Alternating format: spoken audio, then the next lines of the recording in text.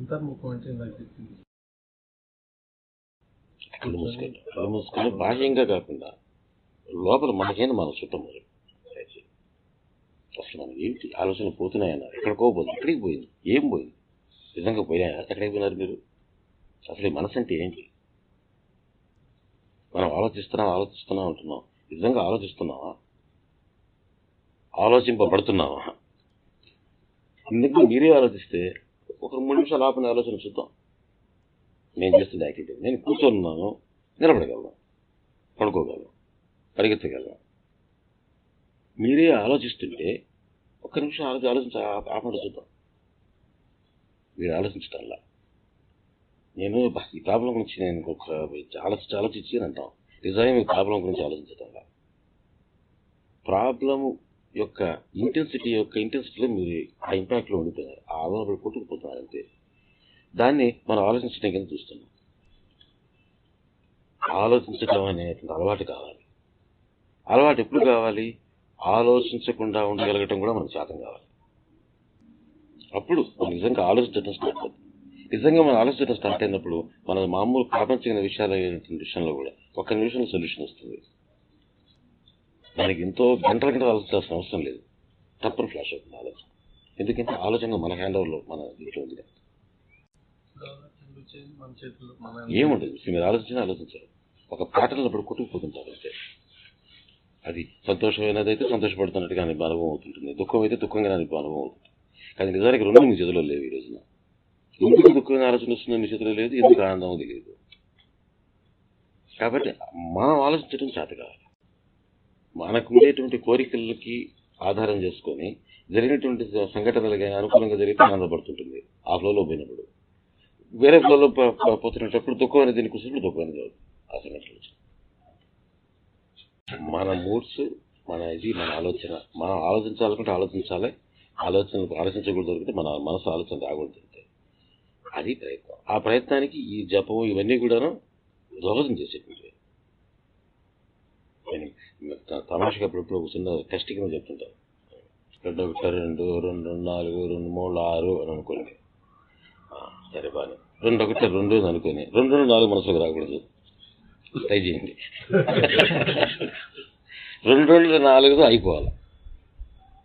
ఆ తర్వాత ఇంక మనసులో కూడా రాకూడదు. అది ఆలోచన మన కంట్రోల్లో రావడం. రోజుకి మేము అరగంట అయినా సరే ఉదయం 15 నిమిషాలు అట్లీస్ట్ ప్రశాంతంగా కళ్ళు మూసుకొని కూర్చోండి. ఊరికే కూర్చోండి చాలు. నేను చెప్పి ఈ మాట గుర్తుపెట్టుకుని బాబా మనతో పాటు ఉన్నాడు. మీకే తెలుస్తుంది. నేను అది ఎక్స్ప్లెయిన్ చేసేదానికంటే మీ అనుభవంలో రావడమే కరెక్ట్. ఏం లేదు, పని పోతే పని ఏంటి, ఏం పట్టించుకో పని ఏంటి, ఏం పట్టించుకో పోతే మళ్ళా జ్ఞాపకం. ఇప్పుడు మన కొత్త బుద్ధులు జ్ఞాపకం వస్తుంది. బాబా ఉన్నారు కదా, మా పక్కనే ఉన్నారు, గురువు గారు చెప్పారు, మన పక్కన ఉన్నారు. అంత మళ్ళీ వస్తుంది. మళ్ళీ కాసేపు పడుతుంది, మళ్ళీ పోతుంది. ఎట్లా పోయింది, దేని మీద పోయిందని ఆలోచించుకోకనమాట. అక్కడ తప్పంటే వదిలేయండి, ఎక్కడికైనా పోయింది. అది దేని మీదకి పోయినా ఇంపార్టెంట్ కాదు. పోయిందితో పోయింది, అయిపోయింది. మళ్ళీ వచ్చిన తర్వాత మళ్ళీ పెట్టుకోవటం మొదలుపెట్టు. కొన్ని రోజులు పోయేటప్పుడు మీకే అర్థం అవుతుంది.